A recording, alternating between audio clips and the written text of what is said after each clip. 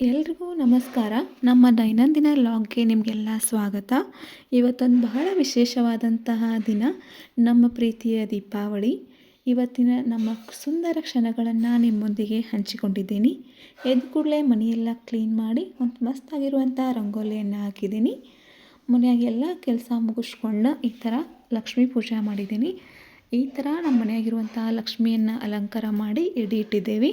ಆಮೇಲೆ ಹಬ್ಬದ ಅಡಿಗೆ ಕಡಬ, ಅನ್ನ, ಕಟ್ಟಿನ ಸಾರ, ಶಾಂಡ್ಗೆ, ಆ ಹಬ್ಬದ ಊಟದ ರುಚಿನೇ ಒಂಥರ ಬೇರೆ. ಆಮೇಲೆ ಒಂದು ಸಣ್ಣ ಫೋಟೋಶೂಟ್ ಮಾಡ್ಕೊಂಡಿದ್ದೀನಿ. ಇಲ್ಲಿ ನಾನು, ನಮ್ಮ ಮನೆಯವರು, ನನ್ನ ಮಗ. ಹಂಗೆ ಇಲ್ಲೊಂದು ಸ್ವಲ್ಪ ನನ್ನ ಮಗ ಆಟಾಡತ್ತಿದ್ದಾನೆ. ನನ್ನ ಮಗನ ಹೆಸರು ಜ್ಯೇಷ್ಠ ಅಂಥೇಳಿ. ಈಗ 9 ತಿಂಗಳ ಅವ್ನಿಗೆ ಆಟ ಆಡೋದು ನೋಡೋದನ್ನು ಭಾಳ ಖುಷಿ.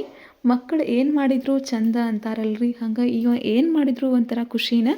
ಹಂಗೆ ದೀಪಾವಳಿ ಹಬ್ಬದ ಲಾಸ್ಟ್ ಮೂಮೆಂಟ್ ಅಂದ್ರೆ ಪಟಾಕ್ಷಿನೇ.